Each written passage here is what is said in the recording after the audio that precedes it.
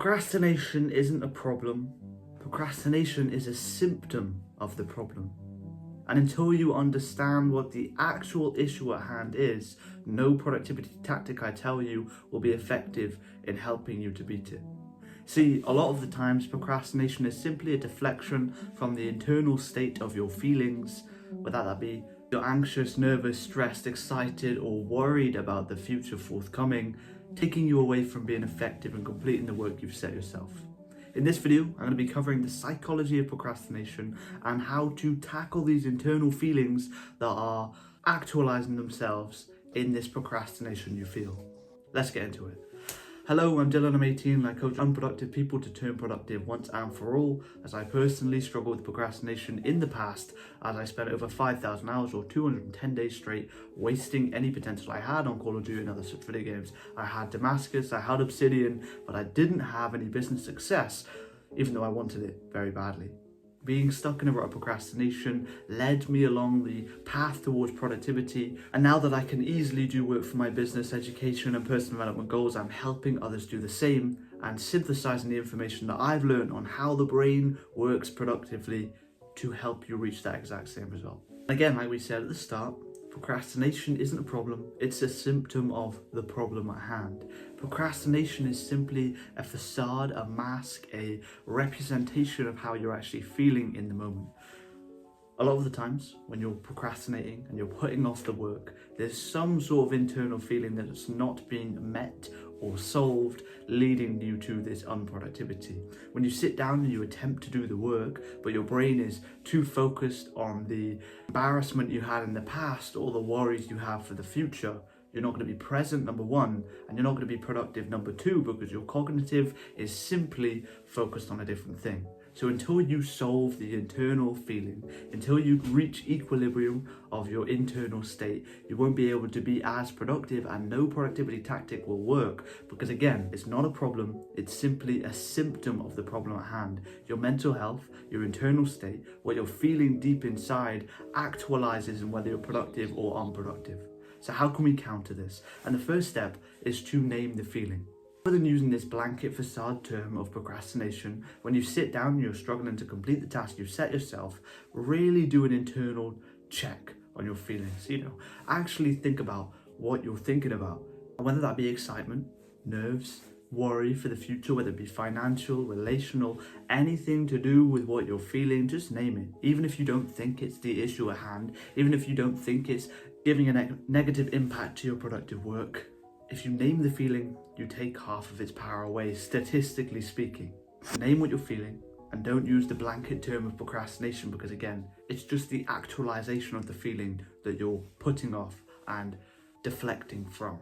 Just before we get into the next section, in which I'm going to be giving you the solution now you know what you're feeling, I do have a unique high leverage opportunity just for people specifically like you. I'm looking to work with people who are ambitious but struggle with procrastination and unproductivity. I'll work with you for just 30 days, give you everything I can possibly give you to solve any problem you have to do with productivity in the top link in the description. You'll get my personal phone number so I can hold your hand whenever you need me to help you through the trials and tribulations of productivity. You'll get a free award-winning physical planner, the app that I've just finished coding, all of the guides and content and resources that you'd need to turn productive, and I'm guaranteeing you 20 out of 30 days 100% productive, or I'll work with you for free until you get that result. It's risk-free, guaranteed productivity on your end, and in terms of daily price, it's cheaper than the coffee that you buy every single morning. So it's time to start investing in something that's actually going to give you a return in the future, and if you're interested, the top link will take you there. The second actionable step, now that you actually know what you're internally feeling, is to deal with it. And this isn't a simple step.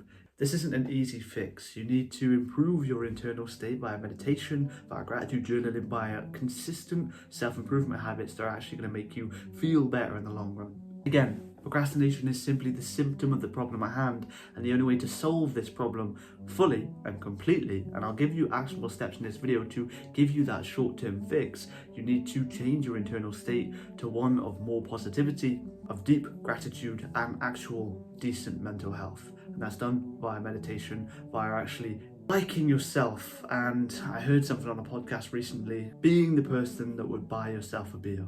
If you met yourself in a bar, you met yourself at a cafe, would you actually want to sit down, chat to yourself, and enjoy a drink with yourself?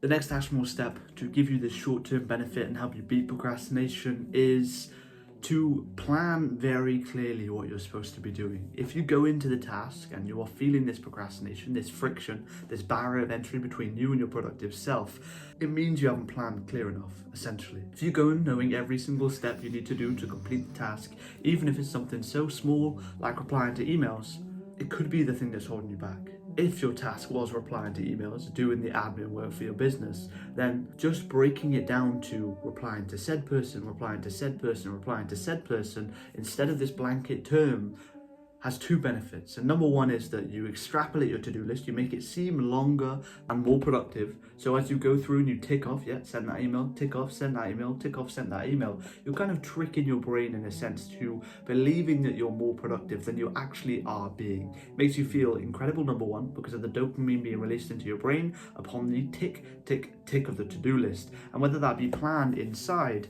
the award-winning physical planner that I'm selling in the description or included in the package we spoke about earlier, or just on a scrap piece of paper or on the notes on your computer, you need to be hyper-specific on what you're actually trying to do and break down the steps to get it.